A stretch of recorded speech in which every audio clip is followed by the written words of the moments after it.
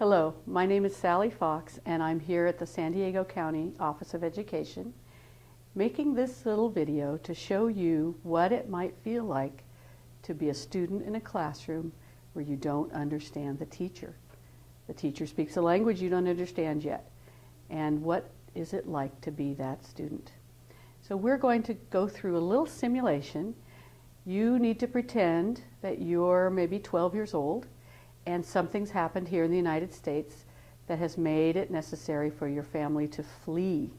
Maybe there was a war, an economic crisis, a weather crisis. Something happened that your parents decided to take you away to a safer place, so you're now a refugee.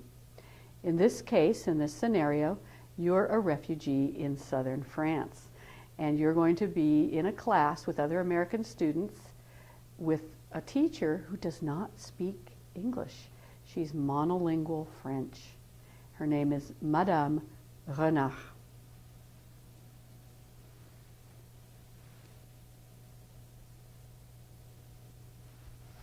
Alors, bonjour les enfants, comment allez-vous aujourd'hui?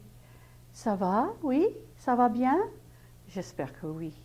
Aujourd'hui, nous allons avoir une leçon sur une fable de La Fontaine. C'est une fable très, très célèbre en France. Et dans la littérature française, c'est très important. Alors, il s'agit d'un corbeau et un renard. Maître corbeau, sur un arbre perché, tenait dans son bec un fromage. Maître renard, par l'odeur alléchée, lui tint à peu près ce langage. « Eh, bonjour, monsieur du corbeau, que vous êtes joli, que vous me semblez beau. Sans mentir, si votre ramage se rapporte à votre plumage, vous êtes le phénix des hôtes de ces bois. » À ces mots, le corbeau ne se sent pas de joie, et pour montrer sa belle voix, il ouvre un large bec, laisse tomber sa proie. Le renard s'en saisit et dit: « Mon beau monsieur, apprenez que tout flatteur vit aux dépens de celui qui l'écoute. Cette leçon vaut bien un fromage, sans doute. » Le corbeau, honteux et confus, jura, mais un peu tard, qu'on n'y prendrait plus. Alors, vous êtes prêts pour l'examen? Ici, j'ai un petit examen. Et l'examen s'agit de la fable. C'est un examen sur le corbeau et le renard. Numéro 1. Où est-il perché, le corbeau? Où est-il perché? Hein? Vous ne savez pas? Les Américains ne savent pas où il est perché? Numéro 2. Quelle couleur sont les plumes du corbeau? Non? Personne ne sait? Numéro 3. Qu'est-ce que le corbeau tenait dans son bec? Vous savez ça, hein? Vous savez ce qu'il tenait dans son bec? Oui? Non? Quel dommage. Numéro 4. La voix du corbeau est-elle belle? C'est une réponse simple. Oui ou non? La voix du corbeau est-elle belle? Que dites-vous? Non? Alors, numéro 5. Le renard, est-il intelligent? Est-il intelligent, le renard? Oui ou non? Vous savez pas? Alors, c'est très difficile alors. All right, now let's go back to a little English and think about what you were feeling in that classroom. Some of you may have felt frustrated. Some of you may have felt even a little angry at me. Some of you may have just felt inadequate and insecure and unhappy. I know from doing this with people that sometimes they tell me they just turn their mind off after a few seconds. Some people may have had 3 or 4 years of French in high school and may have been listening very carefully and still not have heard many words they understood. So those are normal feelings. And you can imagine in our classrooms, students with lots of language backgrounds go through those feelings if their teacher does not differentiate instruction or make input comprehensible. And that's what we're going to show you now. How can we make this little lesson comprehensible to you in just a few minutes so you can be successful on this test? So we'll come over here now. And the first thing to make the input comprehensible is if the teacher or a primary language aide can talk to the students in their home language and give them some background, preview the lesson. So in this case, I'm going to preview for you by having the fable up on the wall. Some of you may have figured out fable is fable. And when you see the written word, if you have literacy already in your home language English, then you can use that literacy to make some predictions about the text.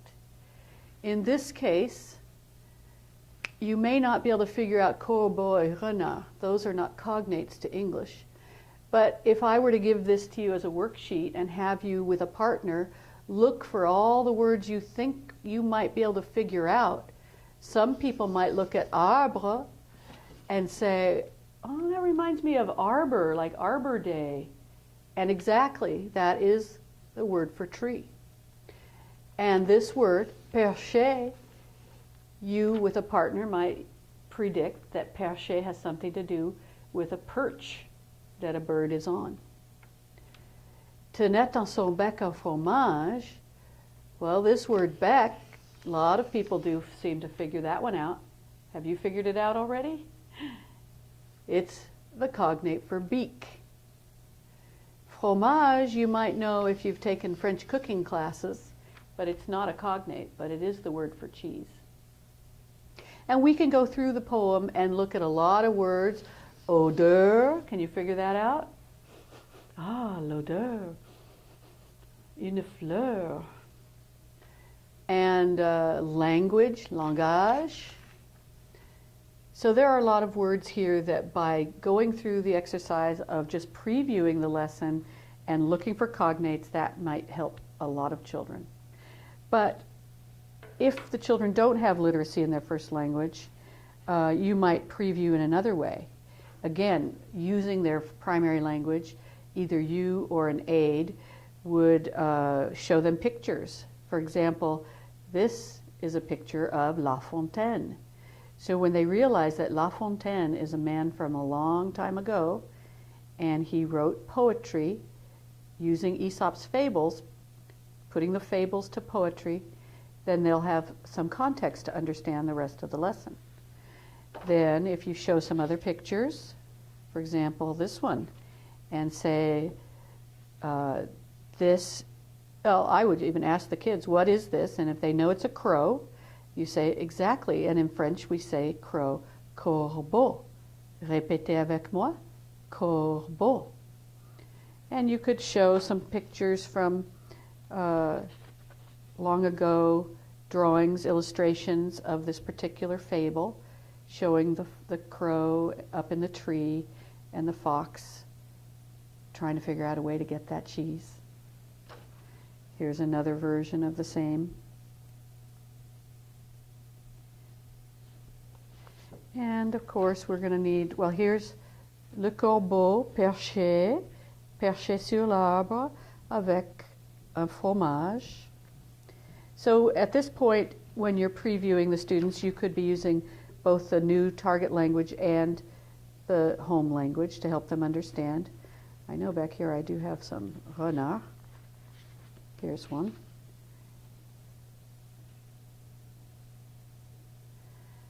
And realia is another way to help students understand. So, of course, I don't have much realia for the fox and the crow, but I do have a piece of real fox fur.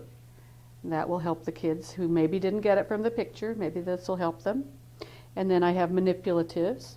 I have a toy crow with the beautiful feathers that the children could touch, and I can be telling them c'est un corbeau, les plumes sont noires, couleur noire, previewing them on that.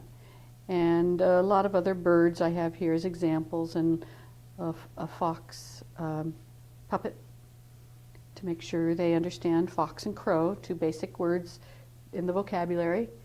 And then I could share with them a word bank. And this word bank is something that can be prepared in advance so that you know that the key vocabulary from the story is going to be able to be understood by the students. All right, so let me give you another example of the lesson using these tools. I may have to get out of range a little to pick up some of them, but I'll just start over again, but this time, put my French hat on, I'll be using some tools to make the input more comprehensible. Alors, bonjour les enfants, comment allez-vous aujourd'hui? Ça va bien? Ça va mieux? J'espère que oui. Alors, aujourd'hui, nous allons étudier une fable de La Fontaine. C'est une fable très célèbre en France. Il s'agit d'un corbeau. Il s'agit d'un corbeau et d'un renard. Le vocabulaire, très important, c'est ici. Tout d'abord, nous avons le mot arbre. Répétez. Arbre. Arbre. Qu'est-ce que c'est en anglais? Oui, en anglais, c'est un tree, n'est-ce pas? Ici, nous avons le mot bec. Bec. Répétez bec. Et vous pouvez deviner qu'est-ce que c'est en anglais, le bec? Le bec, c'est beak. Ici, nous avons le bec fermé, le bec ouvert, fermé, ouvert, fermé, ouvert. Le bec de l'oiseau. Cet oiseau, c'est un corbeau. Ici, nous avons les mots beau et belle. Beau et belle sont mots qui s'agissent de beauté. Beauté, c'est le nom. Beau et belle sont les adjectifs. Vous comprenez adjectif, n'est-ce pas? Beau, c'est un adjectif dans la forme masculine. Alors, monsieur est beau, mais madame, mademoiselle, est belle. Belle, c'est la forme féminine du mot. Ici, nous avons le mot corbeau, et le corbeau dit « Ka! Ka! » C'est belle, ça? C'est belle? Ka! La voix du corbeau, c'est belle? Moi, je crois que non. La voix du corbeau n'est pas belle. Il y a des oiseaux qui ont des voix très belles. Ah, c'est très belle ça. N'est-ce pas? C'est belle. Et cette voix... Ah. Intéressant. Mais la voix du corbeau... Ka! Ka! C'est pas belle. Ici, nous avons les couleurs, des couleurs en français. Couleur, vous pouvez deviner. Couleur, qu'est-ce que c'est en anglais? En anglais, c'est color, n'est-ce pas? Alors, les couleurs noir, répétez, noir, orange, brun, rouge, vert, bleu, jaune, blanc, violet. Et les plumes du corbeau sont noires.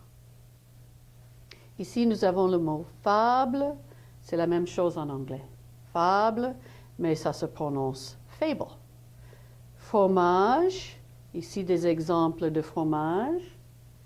Mais en anglais, fromage, c'est cheese. Ici, nous avons de cheddar, du fromage brie, du fromage gruyère. Beaucoup de fromage en France, c'est très important le fromage. Ici, nous avons le mot intelligent, intelligente. Monsieur est intelligent, madame, mademoiselle est intelligente. Ici, le mot leçon, la leçon. Vous pouvez deviner leçon en anglais?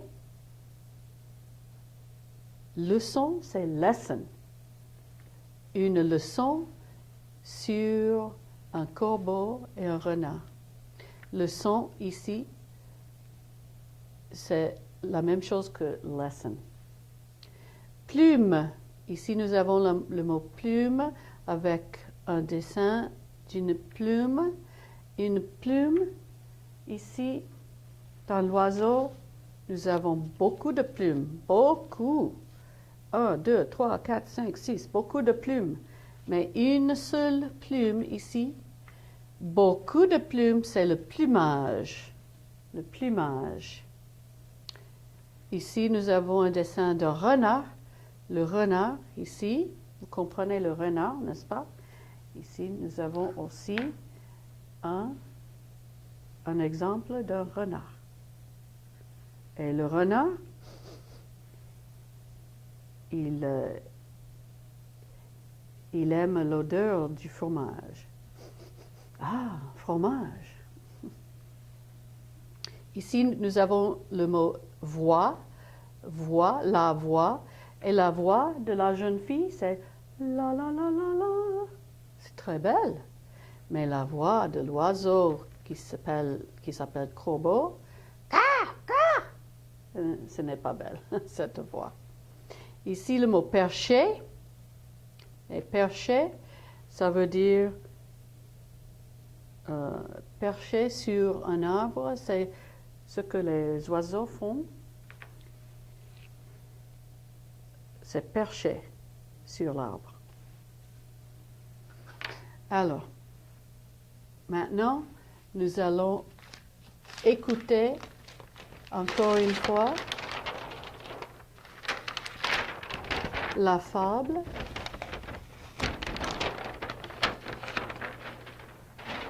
Cette fois, nous avons aussi un dessin de la scène. Et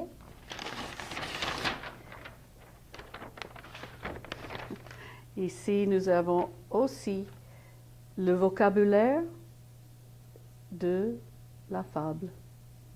C'est la même chose, mais ici, cette fois, nous avons les couleurs dans les fleurs, le papillon orange, une feuille verte, le fromage ici, toutes les choses de la fable.